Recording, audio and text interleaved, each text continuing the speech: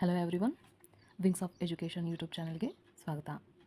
ನನ್ನ ಪ್ರೀವಿಯಸ್ ವಿಡಿಯೋಗಳಲ್ಲಿ quick revision of life process or ಜೀವ ವ್ಯವಸ್ಥೆ ಮತ್ತು ಜೀವಕ್ರಿಯೆ ಅಂತಲೂ ಹೇಳಬಹುದು 2 ವಿಡಿಯೋಗಳನ್ನು ನಾನು ಮಾಡಿ ಅಪ್ಲೋಡ್ ಮಾಡಿದ್ದೆ. ಇದು ನನ್ನ 3ನೇ ವಿಡಿಯೋ. ಈ ವಿಡಿಯೋ ಅಪ್ಲೋಡ್ ಮಾಡೋದಕ್ಕೆ ಸ್ವಲ್ಪ ತಡ ಆಯಿತು. ನನ್ನ ಆರೋಗ್ಯದಲ್ಲಿ ಸ್ವಲ್ಪ ಏರುಪೇರು ಆಗಿದ್ದರಿಂದ ತಡವಾಯಿತು. ಅದಕ್ಕೆ ನಾನು ಈ ವಿಡಿಯೋನ ನಿಮ್ಮ ಮುಂದೆ ಇಡೋದಕ್ಕೆ ಬಂದಿದ್ದೀನಿ. ನನ್ನ ನೆಕ್ಸ್ಟ್ ಟಾಪಿಕ್ ಇರೋದು ಪ್ರಾಣಿಗಳಲ್ಲಿ ಉಸಿರಾಟ, respiration in animals, respiration in plants also there, ಅಂದರೆ ಪ್ರಾಣಿಗಳಲ್ಲಿ ಅಲ್ಲದೆ ಸಸ್ಯಗಳಲ್ಲಿ ಉಸಿರಾಟ ಅನ್ನೋ ಟಾಪಿಕ್ ಕೂಡ ಇದೆ. ಈಗ ಸದ್ಯಕ್ಕೆ ನಾವು ಪ್ರಾಣಿಗಳಲ್ಲಿ ಉಸಿರಾಟ ಹೇಗಿರುತ್ತೆ ಅನ್ನೋದನ್ನು ನೋಡೋಣ.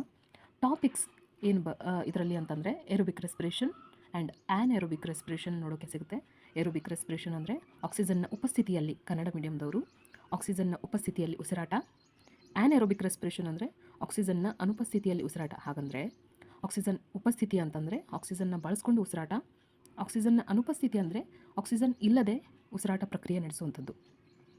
ಈಗ ನಮ್ಮ ಮುಂದಿನ ಟಾಪಿಕ್ ಬಗ್ಗೆ ಕ್ಲಿಯರಾಗಿ ಸ್ವಲ್ಪ ದೀರ್ಘವಾಗಿ ನೋಡಿಕೊಂಡು ಹೋಗೋಣ. What is respiration? ರೆಸ್ಪಿರೇಷನ್ ಅಂತಂದರೆ ಏನು? ಹೀಗೆ ನೀವು ಯಾರನ್ನಾದರೂ ಕೇಳಿದರೆ ಅಥವಾ ನಿಮ್ಮನ್ನೇ ನೀವು ಈ ಮುಂಚೆ ಕೇಳ್ಕೊಂಡಿದ್ರೆ ಮೂಗಿನ ಮೂಲಕ ನಾವು ಉಸಿರನ್ನು ಒಳತುಕೊಂಡು ಅಥವಾ ವಾತಾವರಣದಲ್ಲಿರುವ ಗಾಳಿಯನ್ನು ಒಳತುಕೊಂಡು ಅದನ್ನು ಹೊರಗಡೆ ರಿಲೀಸ್ ಮಾಡುವಂಥದ್ದು ಅಥವಾ ಹೊರಗಡೆ ಬಿಡುವಂಥದ್ದನ್ನು ನಾವು ಉಸಿರಾಟ ಅಂತಿದ್ವಿ ಅಲ್ವಾ.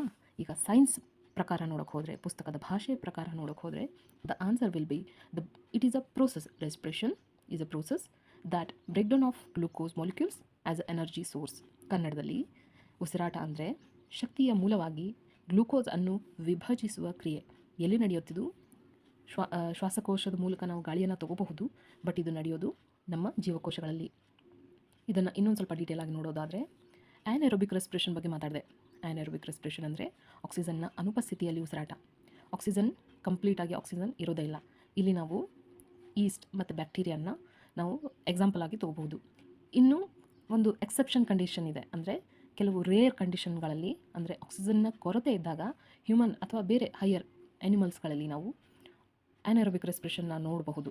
ಅಂದರೆ ಇದು ಒಂದು ಎಕ್ಸೆಪ್ಷನ್ ಕಂಡೀಷನ್. ಆಕ್ಸಿಜನ್ನ ಕೊರತೆ ಇದ್ದಾಗ ನಡೆಯುವಂಥದ್ದು. ಅಂದರೆ ನೀವು ವಿಗರಸ್ ಎಕ್ಸಸೈಸ್ ಅಥವಾ ಬಹಳಷ್ಟು ಎಕ್ಸಸೈಸ್, ನಿಮಗೆ ಸ್ನಾಯುಗಳಿಗೆ ಸಾಕಷ್ಟು ಆಕ್ಸಿಜನ್ ಸಿಗದೇ ಇದ್ದಾಗ, ಅಂದರೆ ನೀವು ಓಡುವಾಗ, ಎಕ್ಸಸೈಸ್ ಮಾಡುವಾಗ, ಅಥವಾ ಪರ್ವತಗಳಂತಹ ಅಥವಾ ಸಣ್ಣ ಪುಟ್ಟ ಬೆಟ್ಟಗಳಂತಹ ದಿಣ್ಣೆಗಳಂತಹ ಪ್ರದೇಶನ ಹತ್ತುವಾಗ ಅಥವಾ ಬಹಳಷ್ಟು ಕೆಲಸ ಮಾಡುವಾಗ ನಿಮ್ಮ ಮಸಲ್ಸ್ಗೆ ಸಾಕಷ್ಟು ಪ್ರಮಾಣದ ಆಕ್ಸಿಜನ್ ಸಿಗದೇ ಇದ್ದಾಗ ನಮ್ಮ ಮಸಲ್ಸ್ಗಳಲ್ಲಿ ಸಹ ಏರೋಬಿಕ್ ರೆಸ್ಪಿರೇಷನ್ ನಡೆಯೋದಿಲ್ಲ. ಅದು ಕಂಪ್ಲೀಟಾಗಿ ಆ್ಯನ್ಏರೋಬಿಕ್ ರೆಸ್ಪಿರೇಷನ್ ಅಲ್ಲ, ಬಟ್ ಇದೊಂದು ಎಕ್ಸೆಪ್ಷನ್ ಕೇಸ್ ಆಗಿದೆ. ಇದ್ರ ಬಗ್ಗೆ ನಾವು ಮುಂದಿನ ಹಂತದಲ್ಲಿ ಇನ್ನೂ ಡೀಟೇಲ್ ಆಗಿ ನೋಡೋಣ. ಏರೋಬಿಕ್ ರೆಸ್ಪಿರೇಷನ್ ಬಗ್ಗೆ ಹೇಳಬೇಕಾದ್ರೆ ಇದು ಆಕ್ಸಿಜನ್ನ ಬಳಸ್ಕೊಂಡು ನಮ್ಮ ದೇಹ, ಅಂದರೆ ನಮ್ಮ ಸೆಲ್ಸ್, ಜೀವಕೋಶಗಳಲ್ಲಿ ಉಸಿರಾಟ ಪ್ರಕ್ರಿಯೆ ನಡೆಯುವಂಥದ್ದು. ಉದಾಹರಣೆಗೆ ಎನಿ ಹೈಯರ್ ಎನಿಮಲ್ಸ್ ಅಂದರೆ ನೀವು ಮನುಷ್ಯನ ಉದಾಹರಣೆಯಾಗಿ ತಗೋಬಹುದು. ಹಾಗೆ ಬೇರೆ ಯಾವ ಮಲ್ಟಿ ಸೆಲ್ಯುಲರ್ ಆರ್ಗ್ಯಾನಿಸಮ್ಸ್ ಅಂದರೆ ಬಹುಕೋಶೀಯ ಜೀವಿಗಳನ್ನು ಇಲ್ಲಿ ಉದಾಹರಣೆಯಾಗಿ ನೀವು ನೋಡಬಹುದು.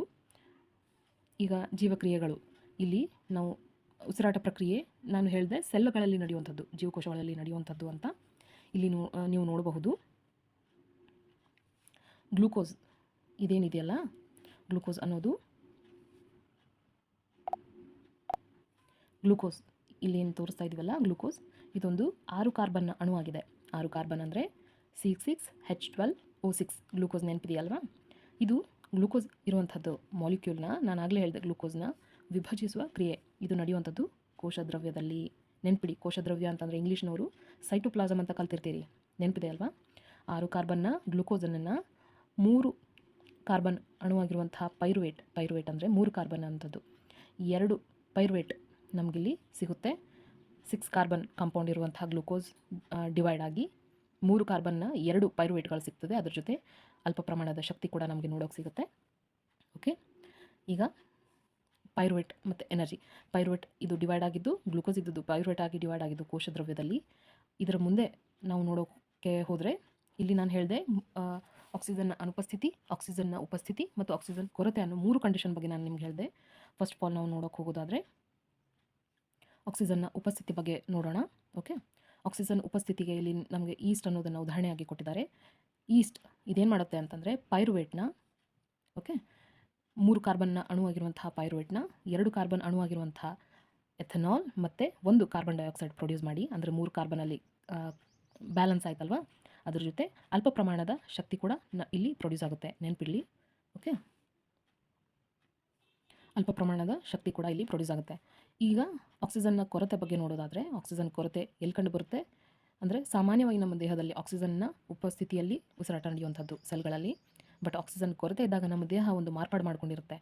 ಓಕೆ, ಇಂಗ್ಲೀಷ್ ಮೀಡಿಯಮ್ದವರಿಗೂ ಇದು ಅರ್ಥ ಆಗೋ ಹಾಗೆ ಹೇಳ್ತಾ ಇದ್ದೀನಿ. ನಮ್ಮ ಮಸಲ್ಸ್ಗಳಲ್ಲಿ, ಸ್ನಾಯುಗಳಲ್ಲಿ ಆಕ್ಸಿಜನ್ ಕೊರತೆ ಕಂಡು ಬಂದಾಗ, ಯಾವಾಗ ಆಕ್ಸಿಜನ್ನ ಬೇಡಿಕೆ ಜಾಸ್ತಿ ಇದ್ದಾಗ, ಕೊರತೆ ಇದ್ದಾಗ ಏನಾಗುತ್ತೆ ಅಂತಂದರೆ, ಪೈರುವೇಟ್ ಇದ್ದದ್ದು ಲ್ಯಾಕ್ಟಿಕ್ ಆ್ಯಸಿಡ್, 3 ಕಾರ್ಬನ್ ಅಣುವಾಗಿರುವಂತಹ ಪೈರುವೇಟ್, 3 ಕಾರ್ಬನ್ ಅಣುವಾಗಿರುವಂತಹ ಲ್ಯಾಕ್ಟಿಕ್ ಆ್ಯಸಿಡ್ ಮತ್ತು ಅಲ್ಪ ಪ್ರಮಾಣದ ಶಕ್ತಿ ಕೂಡ ಬಿಡುಗಡೆ ಆಗುತ್ತೆ. ಲ್ಯಾಕ್ಟಿಕ್ ಆ್ಯಸಿಡ್, ಇದು ನೆನಪಿಡಿ, ಇದನ್ನು ಲ್ಯಾಕ್ಟಿಕ್ ಆಮ್ಲ ಅಂತೀರಿ ಕನ್ನಡದವರು, ಲ್ಯಾಕ್ಟೇಟ್ ಅಂತ ಕೂಡ ಕರಿಬಹುದು. ಇದನ್ನು ನಾವು ಬಹಳ ಹೊತ್ತು ಎಕ್ಸಸೈಸ್ ಅಥವಾ ಏನಾದರೂ ಬಹಳ ಶಕ್ತಿ ವ್ಯಯಿಸಿ, ಶಕ್ತಿಯನ್ನು ಖರ್ಚು ಮಾಡಿ, ದೈಹಿಕ ಶಕ್ತಿಯನ್ನು ನಾವು ಏನಾದರೂ ಕೆಲಸ ಮಾಡಿದಾಗ ನಮ್ಮ ಮಸಲ್ಸ್ಗಳಲ್ಲಿ ನೋವು ಕಾಣಿಸ್ಕೊಳುತ್ತಲ್ಲ, ಅದು ಯಾಕೆ ಕಾಣಿಸ್ಕೊಳ್ಳುತ್ತೆ ಅಂತಂದರೆ, ಅಲ್ಲಿ ಸ್ಟೋರ್ ಆಗಿರುವಂಥ ಲ್ಯಾಕ್ಟಿಕ್ ಆ್ಯಸಿಡ್ ಅಕಸ್ಮಾತಾಗಿ ಈ ಗ್ಲೂಕೋಸ್ ಕಂಪ್ಲೀಟಾಗಿ ನಾವು ಮುಂದೆ ನೋಡೋಕ್ಕೆ ಸಿಗುತ್ತೆ, ಅದು ಕಂಪ್ಲೀಟಾಗಿ ಆಕ್ಸಿಜನ್ ಉಪಸ್ಥಿತಿಯಲ್ಲಿ ಕಂಪ್ಲೀಟಾಗಿ ಬ್ರೇಕ್ ಡೌನ್ ಆದಾಗ ಕಾರ್ಬನ್ ಡೈಆಕ್ಸೈಡ್ ಅನ್ನೋದು ರಿಲೀಸ್ ಆಗುತ್ತಲ್ಲ, ಆವಾಗ ಅದು ನಾವು ಉಸಿರಾಟ ಪ್ರಕ್ರಿಯೆಯಲ್ಲಿ ಅದನ್ನು ಹೊರಗೆ ಹಾಕ್ತೀವಿ, ಅದು ನಮ್ಮ ದೇಹದಲ್ಲಿ ಸ್ಟೋರ್ ಆಗೋದಿಲ್ಲ. ಬಟ್ ಈ ಲ್ಯಾಕ್ಟಿಕ್ ಆ್ಯಸಿಡ್ ಇದೆಯಲ್ಲ, ಇದು ನಮ್ಮ ದೇಹದಲ್ಲಿ ಸ್ಟೋರ್ ಆಗುತ್ತೆ, ಕ್ರಮೇಣ ಅದು ಹೊರ ಹಾಕಲ್ಪಡುತ್ತೆ. ಬಟ್ ಅಲ್ಲಿವರೆಗೂ ಈ ಲ್ಯಾಕ್ಟಿಕ್ ಆ್ಯಸಿಡ್ ಅನ್ನೋದು ನಮಗೆ ಪೇನ್ಫುಲ್ನೆಸ್ ಫೀಲ್ ಮಾಡಿಸುತ್ತೆ. ಓಕೆ, ಈಗ ಲ್ಯಾಕ್ಟಿಕ್ ಆ್ಯಸಿಡ್ನ ಬಿಟ್ಟು ಮುಂದೆ ಹೋಗೋದಾದರೆ, ಆಕ್ಸಿಜನ್ನ ಉಪಸ್ಥಿತಿಯಲ್ಲಿ ಉಸಿರಾಟದ ಬಗ್ಗೆ ನೋಡೋಣ. ಆಕ್ಸಿಜನ್ ಉಪಸ್ಥಿತಿಯಲ್ಲಿ ಎಲ್ಲಿ ನಡೆಯುತ್ತಿದ್ದು, ನಾನು ಆಗಲೇ ಹೇಳಿದೆ, ಗ್ಲೂಕೋಸ್ ಇದ್ದದ್ದು ಪೈರುವೇಟ್ ಆಗೋದು ಕೋಶದ್ರವ್ಯದಲ್ಲಿ. ಬಟ್ ಇಲ್ಲಿ ಬರೋದಾದರೆ, ಆಕ್ಸಿಜನ್ ಉಪಸ್ಥಿತಿಯಲ್ಲಿ ಮೈಟೊಕಾಂಡ್ರಿಯಾ ಅಂತ ಕೊಟ್ಟಿದ್ದಾರೆ ಅವರು. ಸೈಟೋಪ್ಲಾಸಮ್ನ ದಾಟಿ ಒಳಗಡೆ ಹೋಗ್ತದೆ, ಇಲ್ಲಿ ಮೈಟೊಕಾಂಡ್ರಿಯಾದ ಒಳಗಡೆ ಇದು ನಡೆಯುವಂಥದ್ದು. ಇಲ್ಲಿ ಆಕ್ಸಿಜನ್ ಜೊತೆ ಸೇರಿಕೊಂಡು ಮೈಟೊಕಾಂಡ್ರಿಯಾ ಏನು ಮಾಡುತ್ತೆ ಅಂತಂದರೆ, ಈ 3 ಕಾರ್ಬನ್ನ ಪೈರುವೇಟ್ನ 3 ಕಾರ್ಬನ್ ಡೈಆಕ್ಸೈಡ್ ಅಂದರೆ 1 ಕಾರ್ಬನ್ ಅಣುವಾಗಿರುತ್ತೆ. ಓಕೆ, ಒಂದು ಕಾರ್ಬನ್ ಅಣುವಾಗಿರುವಂತಹ ಕಾರ್ಬನ್ ಡೈಆಕ್ಸೈಡ್ನ 3 ಕಾರ್ಬನ್ ಡೈಆಕ್ಸೈಡ್ ಮತ್ತು ನೀರು ಆ್ಯಂಡ್ ಶಕ್ತಿಯನ್ನು ಬಿಡುಗಡೆ ಮಾಡುತ್ತೆ. ಓಕೆ, ಇಲ್ಲಿ ನಮಗೆ ಸಿಗುವಂಥ ಶಕ್ತಿ ಇದೆಯಲ್ಲ, ಈ ಗ್ಲೂಕೋಸ್ ಕಂಪ್ಲೀಟಾಗಿ ಆಕ್ಸಿಡೈಸ್ ಆಗುತ್ತೆ. ಸೊ ಇಲ್ಲಿ ಸಿಗುವಂತಹ ಶಕ್ತಿ ಪ್ರಮಾಣ ನಮಗೆ ಈ ಮೇಲಿನ 2 ಕೇಸ್ಗಳನ್ನು ಕಂಪೇರ್ ಮಾಡಿದರೆ ಇಲ್ಲಿ ಸಿಗುವಂಥ ಶಕ್ತಿ ಪ್ರಮಾಣ ಜಾಸ್ತಿ ಇರುತ್ತೆ, ನೆನ್ಪಿಡಿ. ಓಕೆ, ಹಾಗಾಗಿ ಈ ಆಕ್ಸಿಜನ್ನ ಅನುಪಸ್ಥಿತಿಯಲ್ಲಿ ಬಿಡುಗಡೆ ಆಗುವಂಥ ಎಥನಾಲ್ ಶಕ್ತಿ ಕಡಿಮೆ ಇರುತ್ತೆ. ಆಕ್ಸಿಜನ್ ಕೊರತೆ ಇರುವಾಗ ಬಿಡುಗಡೆ ಆಗುವಂಥ ಶಕ್ತಿ ಏನಿದೆ ಅದು ಕಮ್ಮಿ ಇರುತ್ತೆ. ಇಲ್ಲಿ ನಮಗೆ ಸಾಕಷ್ಟು ಪ್ರಮಾಣದ ಶಕ್ತಿ ಸಿಗುತ್ತೆ. ಬಟ್ ಯಾವಾಗ ನಮಗೆ ಸ್ನಾಯುಗಳಲ್ಲಿ ನಾವು ಜಾಸ್ತಿ ಸ್ನಾಯುಗಳನ್ನು ಬಳಸಿ ನಾವು ಕೆಲಸ ಮಾಡ್ತಿರ್ತೀವಿ, ಅಥವಾ ರನ್ನಿಂಗ್ ಮಾಡ್ತಿರ್ತೀವಿ, ಅಥವಾ ಇನ್ನೊಂದೇನಾದರೂ ಮಾಡುವಾಗ ನಮಗೆ ನಾವು ಉಸಿರಾಟ ಪ್ರಕ್ರಿಯೆಯಲ್ಲಿ ತೊಗೊಳ್ಳುವಂಥ ಆಕ್ಸಿಜನ್ ಸಾಕಾಗೋದಿಲ್ಲ. ಆವಾಗ ಇದೇನಿದೆಯಲ್ಲ, ಆಕ್ಸಿಜನ್ ಕೊರತೆಯಲ್ಲಿ ನಡೆಯುವಂತಹ lactic acid and energy production, ಇದು ಒಂದು ಮಾರ್ಪಾಡು ನಮ್ಮ ದೇಹ ಆ ಎಮರ್ಜೆನ್ಸಿ ಕಂಡೀಷನ್ಗಳಲ್ಲಿ ಮಾತ್ರ ನಡೆಯುವಂಥದ್ದು. ಈಗ ನಾವು ಮುಂದೆ ಹೋಗೋಣ. ಆಗಲೇ ಹೇಳ್ದೆ ಅಲ್ವಾ, ನಾವು ಎನರ್ಜಿ ಅಂತ ಶಕ್ತಿ ಬಿಡುಗಡೆ ಆಗುತ್ತೆ ಅಂತ ಹೇಳಿದೆ. ಅದು ಯಾವ ಫಾರ್ಮ್ನಲ್ಲಿರುತ್ತೆ ಅಂತ ನೋಡೋಣ. ATP, ಇದೊಂದು ವೆರಿ ಪಾಪ್ಯುಲರ್ ವರ್ಡ್ ಸೈನ್ಸ್ನಲ್ಲಿ ಅಲ್ವಾ. ATP ಬಗ್ಗೆ ನೋಡೋಣ. ಕೋಶೀಯ ಉಸಿರಾಟದ ಸಮಯದಲ್ಲಿ ನೋಡಬಹುದು ನೀವು, ಬಿಡುಗಡೆ ಆಗುವ ಶಕ್ತಿಯನ್ನು ತಕ್ಷಣವೇ ಜೀವಕೋಶದ ಇತರ ಎಲ್ಲ ಚಟುವಟಿಕೆಗಳಿಗೆ ಇಂಧನವಾಗಿ ಬಳಸುವ ATP ಅಣುವನ್ನು ಸಂಶ್ಲೇಷಿಸಲು ಬಳಸಲಾಗುತ್ತದೆ. ಈ ಸೆಂಟೆನ್ಸ್ ಬಗ್ಗೆ ನೋಡೋಣ ಫಸ್ಟು. ಕೋಶೀಯ ಉಸಿರಾಟದ ಸಮಯದಲ್ಲಿ, ಅಂದರೆ ನಾವು ಹಿಂದಿನ ಭಾಗದಲ್ಲಿ ನಾವೇನು ನೋಡಿದ್ವಿ, ಕೋಶೀಯ ಉಸಿರಾಟದ ಸಮಯದಲ್ಲಿ ಬಿಡುಗಡೆ ಆಗುವ ಶಕ್ತಿ ಅಲ್ವಾ. ಈ ಶಕ್ತಿ ಏನಿದೆ, ಆ ಶಕ್ತಿಯನ್ನು ನಾವು ಹಿಡಿದಿಟ್ಕೋಬೇಕು. ಅಂದರೆ ಯಾವಾಗಂದರೆ ಆವಾಗ ನಮಗೆ ಅದನ್ನು ಬಳಕೆ ಮಾಡಬೇಕಲ್ವಾ. ನಾವು ಯಾವಾಗಲೂ ಉಸಿರಾಡ್ತಿರ್ತೀವಿ, ಬಟ್ ನಮ್ಮ ಎನರ್ಜಿ ನಮ್ಗೆ ಯಾವಾಗ ಬೇಕೋ ಆವಾಗ ಅದನ್ನು ಬಳಸ್ಕೋಬೇಕು. ಇವನ್ ನಾವು ಮಲ್ಕೊಂಡಿರ್ತೀವಿ, ನಾವು ಮಲ್ಕೊಂಡಿದ್ರು ಸಹ ನಮ್ಮ ಜೀರ್ಣ ವ್ಯವಸ್ಥೆ ಕೆಲಸ ಮಾಡ್ತಿರುತ್ತೆ, ನಮ್ಮ ಬ್ರೈನ್ ಕೆಲಸ ಮಾಡ್ತಿರುತ್ತೆ, ನಮ್ಮ ಲಂಗ್ಸ್, ಓಕೆ, ನಮ್ಮ ಕಿಡ್ನಿ ಇವೆಲ್ಲ ಕೆಲಸ ಮಾಡ್ತಿರುತ್ತೆ. ಆಗೆಲ್ಲ ನಮಗೆ ಎನರ್ಜಿ ಬೇಕಲ್ವಾ, ಅದನ್ನು ಸ್ಟೋರ್ ಮಾಡಿ ಇಡಬೇಕಲ್ವಾ. ಅದು ಸ್ಟೋರ್ ಮಾಡೋದಕ್ಕೆ ATP ಅನ್ನೋ ಕಾನ್ಸೆಪ್ಟನ್ನು, ಅಣುವನ್ನು ನಮ್ಮ ದೇಹ ಬಳಸ್ಕೊಳುತ್ತೆ. ಅದನ್ನು ATP ರೂಪದಲ್ಲಿ ಶೇಖರಣೆ ಮಾಡಿ ಇಟ್ಕೊಳ್ಳುತ್ತೆ. ಓಕೆ, ಈಗ ಇದರ ಮುಂದಿನ ಸೆಂಟೆನ್ಸ್ ನೋಡೋಣ. ಜೀವಕೋಶದ ಹಲವು ಪ್ರಕ್ರಿಯೆಗಳಲ್ಲಿ ATP ವಿಭಜನೆಗೊಂಡು ಒಂದು ನಿಶ್ಚಿತ ಪ್ರಮಾಣದ ಶಕ್ತಿ ಬಿಡುಗಡೆ ಆಗುತ್ತೆ. ಈ ಶಕ್ತಿಯು ಜೀವಕೋಶದೊಳಗಿನ ಅಂತರುಷ್ಣಕ ಕ್ರಿಯೆಗಳನ್ನು ನಡೆಸುತ್ತೆ. ಈ ಸೆಂಟೆನ್ಸ್ನ ನಾನು ಬ್ರೇಕ್ ಮಾಡಿ ನಿಮಗೆ ಹೇಳ್ತೀನಿ. ಜೀವಕೋಶದ ಹಲವು ಕ್ರಿಯೆಗಳಲ್ಲಿ ಯಾವುದದು ಕ್ರಿಯೆ, ನಾನು ಆಗಲೇ ಹೇಳಿದೆ, ನಮ್ಮ ದೇಹಕ್ಕೆ ಎನರ್ಜಿ ಬೇಕಾಗುತ್ತೆ. ಕೆಲವೊಂದು ಸಲ ಕಮ್ಮಿ ಎನರ್ಜಿ, ಅಂದರೆ ನಾವು ರೆಸ್ಟಲ್ಲಿದ್ದಾಗ, ಕೆಲವೊಂದು ಸಲ ಜಾಸ್ತಿ ಎನರ್ಜಿ. ಬಟ್ ಉಸಿರಾಟ ಅನ್ನೋದು ಕಂಟಿನ್ಯೂಸ್ ಪ್ರೋಸೆಸ್ ಆಗಿರುತ್ತೆ, ಅದು ಕಾನ್ಸ್ಟೆಂಟ್ ಆಗಿರುತ್ತೆ ಅಲ್ವಾ. ಆವಾಗ ಬಿಡುಗಡೆ ಆಗುವಂಥ ATPನ ನಾವು ಸ್ಟೋರ್ ಮಾಡಿಟ್ಟಿರುತ್ತೆ ನಮ್ಮ ಬಾಡಿ. ಅದನ್ನು ಜೀವಕೋಶದ ಹಲವು ಕ್ರಿಯೆಗಳಲ್ಲಿ ಏನಾಗುತ್ತೆ, ನಮಗೆ ಎನರ್ಜಿ ಬೇಕಾದಾಗ ATP ವಿಭಜನೆಗೊಂಡು ATP ಇದ್ದದ್ದು ವಿಭಜನೆ ಆಗುತ್ತೆ, ಒಂದು ನಿಶ್ಚಿತ ಪ್ರಮಾಣದ ಶಕ್ತಿ ಬಿಡುಗಡೆ ಆಗುತ್ತೆ. ವಿಭಜನೆಗೊಂಡು ATP ಇದ್ದಿದ್ದು ವಿಭಜನೆಗೊಂಡು ಒಂದು ನಿಶ್ಚಿತ ಪ್ರಮಾಣದ ಶಕ್ತಿ ಬಿಡುಗಡೆ ಆಗುತ್ತೆ. ಈ ಶಕ್ತಿಯು ಜೀವಕೋಶದೊಳಗಿನ ಅಂತರುಷ್ಣಕ ಕ್ರಿಯೆಗಳನ್ನು ನಡೆಸುತ್ತೆ. ಅಂತರುಷ್ಣಕ ಅಂತಂದರೆ ಎಂಡೋಥರ್ಮಿಕ್. ಓಕೆ, ಎಕ್ಸೋಥರ್ಮಿಕ್ ಅಂದರೆ ಬಹಿರುಷ್ಣಕ, ಉಷ್ಣವನ್ನು ಆ ರಾಸಾಯನಿಕ ಕ್ರಿಯೆ ಮಾಡುವಾಗ ಉಷ್ಣವನ್ನು ತಗೊಳುತ್ತೆ, ಇದು ಹೀರ್ಕೊಳ್ಳುತ್ತೆ. ಓಕೆ, ಅಂದರೆ ಏನು ಅಂತಂದರೆ ನಾವು ಮುಂದಿನ ಭಾಗಗಳಲ್ಲಿ ಹೋಗೋಕ್ಕಿಂತ ಮುಂಚೆ, ಮುಂದಿನ ಇದಕ್ಕೆ ಹೋಗೋದಕ್ಕಿಂತ ಮುಂಚೆ ಹೇಳ್ತೀನಿ. ATP ಹೇಗೆ ಪ್ರೊಡ್ಯೂಸ್ ಆಗುತ್ತೆ ಅಂದರೆ, ಒಂದು ಮಾಲಿಕ್ಯೂಲ್ ಆಫ್ ADP ಜೊತೆ ಒಂದು ಫಾಸ್ಫೇಟ್ ಜಾಯ್ನ್ ಆಗುತ್ತೆ. ಆ ಜಾಯ್ನ್ ಆಗೋದಕ್ಕೆ ಉಸಿರಾಟ ಪ್ರಕ್ರಿಯೆಯಲ್ಲಿ ಬಿಡುಗಡೆ ಆಗುವಂಥ ಶಕ್ತಿ ಆ ಜಾಯ್ನಿಂಗ್ ಪ್ರೋಸೆಸ್ಗೆ, ಕೆಮಿಕಲ್ ಪ್ರೋಸೆಸ್ಗೆ ಯೂಸ್ ಆಗುತ್ತೆ. ಓಕೆ, ಈ ATP ವಿಭಜನೆ ಏನಿದೆಯಲ್ಲ, ಏನಂತಂದರೆ ATP ಇದ್ದಿದ್ದು ಅಡಿನೋಸಿನ್ ಟ್ರೈಫಾಸ್ಫೇಟ್ ಇದ್ದಿದ್ದು ಅಗೇನ್ ADP ಅಂದರೆ ಅಡಿನೋಸಿನ್ ಡೈಫಾಸ್ಫೇಟ್ ಆ್ಯಂಡ್ ಒಂದು ಫಾಸ್ಫೇಟ್ ಬಿಡುಗಡೆ ಸಪ್ರೇಟ್ ಆಗುತ್ತೆ. ಈ ಸಪ್ರೇಷನ್ ಟೈಮ್ನಲ್ಲಿ ಒಂದು ನಿಶ್ಚಿತ ಪ್ರಮಾಣದ ಎನರ್ಜಿ ಅಗೇನ್ ರಿಲೀಸ್ ಆಗುತ್ತೆ. ಇಲ್ಲಿ ATP ಫಾರ್ಮ್ ಮಾಡಬೇಕಾದ್ರೆ, ಅಂದರೆ ಒಂದು ADP ಆ್ಯಂಡ್ ಒಂದು ಫಾಸ್ಫೇಟ್ ಜಾಯ್ನ್ ಆಗಿ ಒಂದು ATP ಫಾರ್ಮ್ ಆಗಬೇಕಾದ್ರೆ ಈ ಉಸಿರಾಟ ಪ್ರಕ್ರಿಯೆಯಲ್ಲಿ ಬಿಡುಗಡೆ ಆದ ಶಕ್ತಿ ಯೂಸ್ ಆಗಿತ್ತು. ಆ ಶಕ್ತಿ ಅಗೇನ್ ಇಲ್ಲಿ ರಿಲೀಸ್ ಆಗುತ್ತೆ. ಅಂದರೆ ಇದು ಯಾವಾಗ ಬೇಕೋ ಆವಾಗ ರಿಲೀಸ್ ಆಗುವಂಥದ್ದು. ಅಂದರೆ ಈ ಶಕ್ತಿ ಹೀಟ್ ಫಾರ್ಮ್ನಲ್ಲಿರುತ್ತೆ, ಉಷ್ಣದ ಫಾರ್ಮ್ನಲ್ಲಿರುತ್ತೆ. ಈ ಎನರ್ಜಿ ಅದು ಎದಕ್ಕೆ ಬೇಕು ಅಂತಂದರೆ ಜೀವಕೋಶದ ಒಳಗಡೆ ನಡೆಯುವಂತಹ ಅಂತರುಷ್ಣಕ ಕ್ರಿಯೆಗಳನ್ನು ನಡೆಸೋದಕ್ಕೆ ಬೇಕು. ಸೊ ಅದು ಅಲ್ಲಿ ಯೂಸ್ ಆಗುತ್ತೆ. ನಾವು ಮುಂದಿನ ಭಾಗದಲ್ಲಿ ನೋಡೋದಾದರೆ, ನಿಮಗೆ ಒಂದು ಕ್ವಶನ್ ಬರುತ್ತೆ ಎಕ್ಸಾಮ್ನಲ್ಲಿ, ಜಲಚರ ಪ್ರಾಣಿಗಳಲ್ಲಿ ಉಸಿರಾಟ ಅಂದರೆ ಮೀನುಗಳು ವಾತಾವರಣದಲ್ಲಿಯೂ ಸಹ ಆಕ್ಸಿಜನ್ ಇರುತ್ತೆ, ಜಾಸ್ತಿ ಪ್ರಮಾಣದಲ್ಲಿರುತ್ತೆ. ಬಟ್ ನೀರಿನಿಂದ ಹೊರತೆಗೆದ ತಕ್ಷಣ ಮೀನುಗಳು ಸತ್ತೋಗ್ತವೆ, ಹೌದಲ್ವಾ?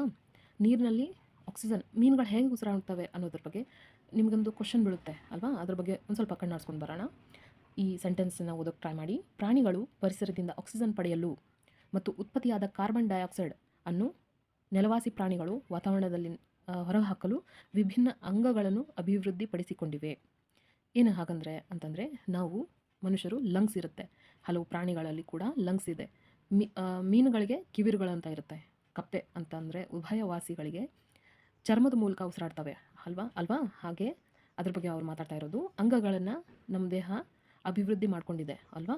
ಆದರೆ ನೀರಿನಲ್ಲಿ ವಾಸಿಸುವ ಪ್ರಾಣಿಗಳು ಅಂದರೆ ಮೀನುಗಳು ಅಂತಂದರೆ ಡಾಲ್ಫಿನ್ ಆ್ಯಂಡ್ ತಿಮಿಂಗಲ ಮೀನು ಅಲ್ಲ, ಅದು ಸಸ್ತನಿ ವಿಧಕ್ಕೆ ಸೇರುವಂಥದ್ದು.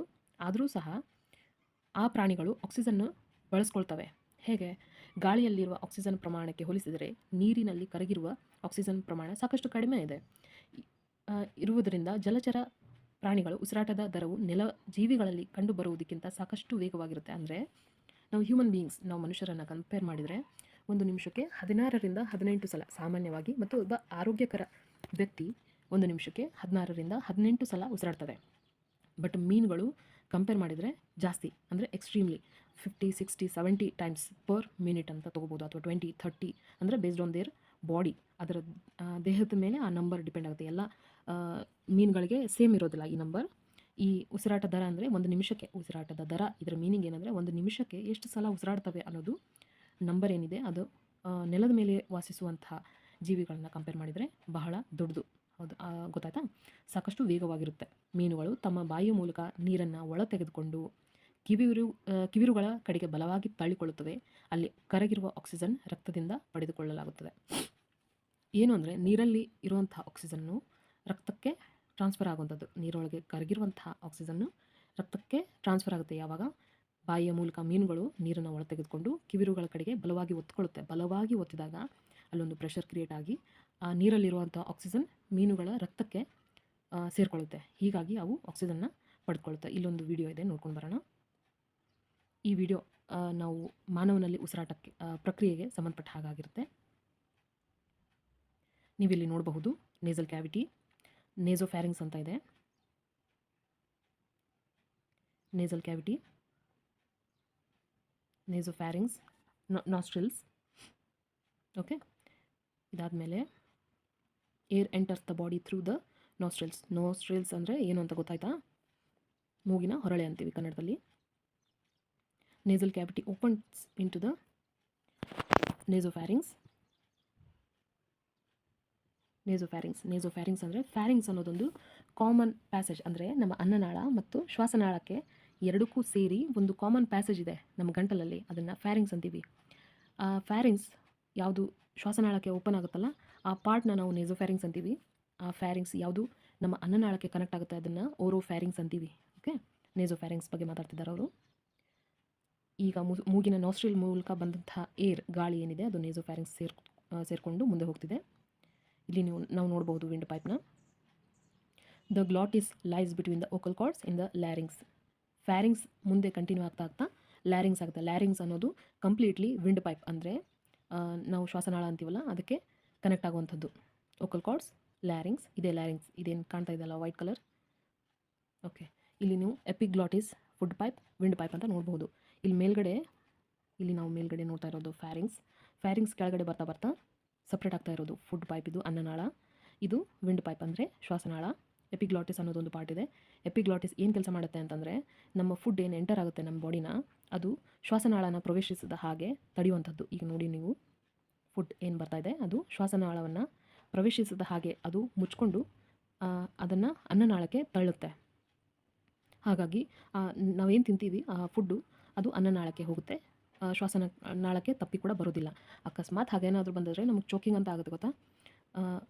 ತುತ್ತು ನೆತ್ತಿಗೇರಿದೆ ಅಂತೀವಿ ನಾವು ಅದನ್ನು ಆಡುಭಾಷೆಯಲ್ಲಿ. ಓಕೆ, ಅದನ್ನು ತಡೆಯುವಂಥ ಪ್ರೊಸೆಸ್ ಅದು ಲ್ಯಾರಿಂಗ್ಸ್. ಈಗ ನೀವು ವೋಕಲ್ ಕಾರ್ಡ್ನ ನೋಡ್ತಿದ್ದೀರಿ, ಅಂದರೆ ಕನ್ನಡದಲ್ಲಿ ಅದನ್ನು ಧ್ವನಿ ಪೆಟ್ಟಿಗೆ ಅಂತೀರಿ. ಇದು ಮುಂದೆ ಹೋಗಿ ಕಂಟಿನ್ಯೂ ಆಗೋದು ಟ್ರ್ಯಾಕಿಯಾ ಅಂತಂದರೆ ಶ್ವಾಸನಾಳ. ಓಕೆ, ಇಲ್ಲಿ ನಾವು ನೋಡ್ತಾ ಇರೋದು ಟ್ರ್ಯಾಕಿಯಲ್ ಕಾರ್ಟಿಲೇಜ್, ಅಂದರೆ ಮೃದ್ವಸ್ಥಿಯ ಉಂಗುರಗಳು ಅಂತೀರಿ ಕನ್ನಡದಲ್ಲಿ. ಏರ್ ಎಂಟರ್ ಆಗ್ತಾ ಇದೆ. ಟ್ರ್ಯಾಕಿಯಾ ಅನ್ನೋದು ವಿಂಡ್ ಪೈಪ್ ಏನಿದೆಯಲ್ಲ ಅದು ಕೆಳಗಡೆ ಬರ್ತಾ ಬರ್ತಾ ಒಂದೇ ಇದ್ದಿದ್ದು ಎಡ ಮತ್ತು ಬಲಗಡೆ ಭಾಗಕ್ಕೆ ಡಿವೈಡ್ ಆಗುತ್ತೆ. ಓಕೆ, ಅದ್ರ ಬಗ್ಗೆ ಹೋಗೋಕ್ಕಿಂತ ಮುಂಚೆ ಈಗ ನಮ್ಗೆ ಅವ್ರು ತೋರಿಸ್ತಾ ಇರೋದು air that enters the lungs is filter by cilia in the trachea. Cilia ಬಗ್ಗೆ ನೀವು ಕನ್ನಡ ಮೀಡಿಯಮ್ನವರು ಸಹ ಓದಿದ್ದೀರಿ. ಸಿಲಿಯಾ ಅಂತಲೇ ಇರೋದು ಬುಕ್ನಲ್ಲಿ. ಏನಂತಂದರೆ ಅದು ಹೇರ್ ಲ್ಯಾಕ್ ಸ್ಟ್ರಕ್ಚರ್ಸ್, ಅಂದರೆ ಕೂದಲಿನಂತಹ ರಚನೆಗಳಿದೆ. ಬುಕ್ಸ್ನಲ್ಲಿ ಕೊಟ್ಟಿದ್ದಾರೆ ಅದನ್ನು. ಈ ಕೂದಲಿನಂತಹ ರಚನೆಗಳು ಏನು ಮಾಡ್ತವೆ ಅಂದರೆ, ನೀವು ಸಣ್ಣದಾಗಿ ನೋಡಬಹುದು, ಧೂಳಿನ ಕಣ ಆಗಿರ್ಬೋದು, ಸೂಕ್ಷ್ಮ ಜೀವಿಗಳಾಗಿರ್ಬೋದು, ಹೊಗೆ ಆಗಿರ್ಬೋದು, ಅಥವಾ ಬೇರೆ ಏನಾದರೂ ಇದ್ದರೆ ನೋಡಬಹುದು ನೀವು ಇಲ್ಲಿ. ಅದನ್ನು ನಮ್ಮ ಶ್ವಾಸನಾಳದ ಮೂಲಕ ನಮ್ಮ ಶ್ವಾಸಕೋಶಕ್ಕೆ ಹೋಗ್ತಾ ಇರೋ ಹಾಗೆ, ಅಂದರೆ ಅವು ರೋಗಕಾರಕಗಳಿರ್ತವೆ, ಅದು ನಮ್ಮ ದೇಹನ ಸೇರಿಕೊಂಡ್ರೆ ರೋಗ ಬರುತ್ತೆ. ಸೊ ಅದನ್ನು ತಡೆಯುವಂತಹ ಕೆಲಸ ಈ ಸಿಲಿಯಾ ಮಾಡುತ್ತೆ, ನೀವು ನೋಡಬಹುದು. ಓಕೆ, ಫರ್ದರ್ ಕಂಟಿನ್ಯೂ ಆಗಿ ಈ ಟ್ರ್ಯಾಕಿಯಾ, ನಾನು ಆಗಲೇ ಹೇಳ್ತಾ ಇದ್ದೆ, ಟ್ರ್ಯಾಕಿಯಾ ಇದ್ದಿದ್ದು ಎಡ ಮತ್ತು ಬಲಗಡೆ ಶ್ವಾಸಕೋಶಗಳು ಎರಡಿರುತ್ತೆ, ಎಡಗಡೆ ಒಂದು ಮತ್ತು ಬಲಗಡೆ ಒಂದು. ಈ ಲಂಗ್ಸ್ ಏನಿದೆಯಲ್ಲ ಅದಕ್ಕೆ ಬ್ರಾಂಕಾಯ್ ಆಗಿ ಟ್ರ್ಯಾಕಿಯಾ ಇದ್ದಿದ್ದು ಲೆಫ್ಟ್ ಆ್ಯಂಡ್ ರೈಟ್ ಬ್ರಾಂಕಾಯ್ ಆಗಿ ಡಿವೈಡ್ ಆಗುವಂಥದ್ದು tracheal tube. The bronchi are 2 branches of the tracheal tube. Okay, ಈ ಬ್ರಾಂಕಾಯ್ ಇದ್ದಿದ್ದು ಶಾಖೆಗಳಾಗಿ ಮತ್ತೆ ವಿಭಾಗ ಆಗುತ್ತೆ, ಅಂದರೆ ಡಿವೈಡ್ ಆಗ್ತಾ ಹೋಗ್ತದೆ. ಅಂದರೆ ನೀವು ಒಂದು ಮರನ ಇಲ್ಲಿ ಕಂಪೇರ್ ಮಾಡ್ಕೋಬೋದು. ಮರದ ಶಾಖೆಗಳು ಹೇಗಿರುತ್ತಲ್ಲ ಡಿವೈಡ್ ಆಗಿ ಅಂದರೆ ಮುಂದೆ ಹೋಗ್ತಾ ಅವು ಸಣ್ಣದಾಗ್ತಾ ಹೋಗ್ತವೆ, ಡಿವೈಡ್ ಆದ ಹಾಗೆ ಸಣ್ಣದಾಗ್ತಾ ಹೋಗ್ತವೆ. ಹಾಗೇ ಕೂಡ ಇಲ್ಲಿನೂ ಸಣ್ಣದಾಗ್ತಾ ಹೋಗ್ತದೆ. ನಾವು ಉಸಿರಾಟದ ಮೂಲಕ ಒಳತಗೊಂಡಂತಹ ಗಾಳಿ ಪ್ರತಿಯೊಂದು ಶಾಖೆಗಳ, ಅಂದರೆ ಡಿವಿಷನ್ ಇದೆಯಲ್ಲ ಅದರ ಮೂಲಕ ತುದಿವರೆಗೂ ಹೋಗುತ್ತೆ. ಈ ಬ್ರಾಂಕಾಯ್ ಲೆಫ್ಟ್ ಆ್ಯಂಡ್ ರೈಟ್ ಬ್ರಾಂಕಾಯ್ ಇದ್ದದ್ದು ಮತ್ತೆ ಡಿವೈಡ್ ಆಗ್ತಾ ಬ್ರಾಂಕಿಯೋಲ್ಸ್ ಆಗಿ ಹೋಗುತ್ತೆ. ನೀವಿಲ್ಲಿ ನೋಡ್ತಾ ಇರೋದು ಅಲ್ವಿಯೋಲಾಯ್ ಅಂದರೆ ಬೂದು ಬಣ್ಣದಲ್ಲಿ ರೌಂಡ್ ಸ್ಟ್ರಕ್ಚರ್ ಏನಿದೆಯಲ್ಲ ಈ ರಚನೆ ಅಲ್ವಿಯೋಲಾಯ್. ನೀವು ಕನ್ನಡದವರು ಸಹ ಅಲ್ವಿಯೋಲಾಯ್ ಅಂತಲೇ ಕಲ್ತಿದ್ದೀರಿ. ನಾವಿಲ್ಲಿ ಅಲ್ವಿಯೋಲಾಯ್ದ ಸುತ್ತ ಇರುವಂತಹ ಮೆಸ್ ಏನು ಕಾಣ್ತಾ ಇದೆ ಅದು ರಕ್ತನಾಳಗಳು. ಅಲ್ವಿಯೋಲಾಯ್ ನಾವು ಮೂಗಿನ ಮೂಲಕ ತಗೊಂಡಂತಹ ಉಸಿರು ಅಲ್ವಿಯೋಲಾಯ್ನ ತಲುಪಿ ಅಲ್ವಿಯೋಲಾಯ್ನಲ್ಲಿರುವ ಆಕ್ಸಿಜನ್ ರಕ್ತನಾಳದಲ್ಲಿರುವಂತಹ ಕಾರ್ಬನ್ ಡೈಆಕ್ಸೈಡ್ ಆ್ಯಂಡ್ ಎರಡು ಎಕ್ಸ್ಚೇಂಜ್ ಆಗುತ್ತೆ. ಆ ಎಕ್ಸ್ಚೇಂಜ್ ಆದಂತಹ ಗಾಳಿ ಏನಿದೆ, ಆಕ್ಸಿಜನ್ ಏನಿದೆ ಅಲ್ವಿಯೋಲೈನ್ನಿಂದ ಬ್ಲಡ್ಗೆ ಸೇರಿಕೊಂಡಂಥದ್ದು ವಾಪಸ್ ಹಾರ್ಟ್ ಕಡೆಗೆ ಹೋಗುತ್ತೆ. ಓಕೆ, ಹಾಗೆ ಆ ರಕ್ತನಾಳದಲ್ಲಿರುವಂತಹ ಕಾರ್ಬನ್ ಡೈಆಕ್ಸೈಡ್ ಅಲ್ವಿಯೋಲೈಗೆ ವಾಪಸ್ಸಾಗಿ ಅದು ವಾಪಸ್ ನಾವು ಮೂಗಿನ ಮೂಲಕ ಕಾರ್ಬನ್ ಡೈಆಕ್ಸೈಡ್ ಆಗಿ ಹೊರಗಡೆ ಬಿಡುವಂಥದ್ದು. ಇದು ಮಾನವನಲ್ಲಿ ಇಲ್ಲಿ ನಿಮಗೆ ಏನಾದರೂ ಕ್ವಶನ್ಸ್ ಇದ್ದರೆ, ಡೌಟ್ಸ್ ಇದ್ದರೆ ನೀವು ಕ್ವಶನ್ನ ಕಮೆಂಟ್ನಲ್ಲಿ ಕೇಳಬಹುದು. ನಾನು ಅದಕ್ಕೆ ಉತ್ತರ ಕೊಡೋದಕ್ಕೆ ಪ್ರಯತ್ನ ಮಾಡ್ತೀನಿ. ಹಾಗೆ ಇಲ್ಲಿವರೆಗೂ ನನ್ನ ವಿಡಿಯೋವನ್ನು ನೋಡೋದಕ್ಕೆ ನಿಮಗೆ ಧನ್ಯವಾದ. ಸಬ್ಸ್ಕ್ರೈಬ್ ಮಾಡೋದಕ್ಕೆ ಮರಿಬೇಡಿ, ಹಾಗೆ ಲೈಕ್ ಮಾಡೋದಕ್ಕೂ ಮರಿಬೇಡಿ. ನಿಮ್ಮ ಅನಿಸಿಕೆ ಅಭಿಪ್ರಾಯಗಳನ್ನು ಕಮೆಂಟ್ನಲ್ಲಿ ಬರೆದು ತಿಳಿಸಿ. ಹಾಗೆ ನನ್ನ ಮುಂದಿನ ವಿಡಿಯೋ ಆದಷ್ಟು ಬೇಗ ಬರುತ್ತೆ. Thank you.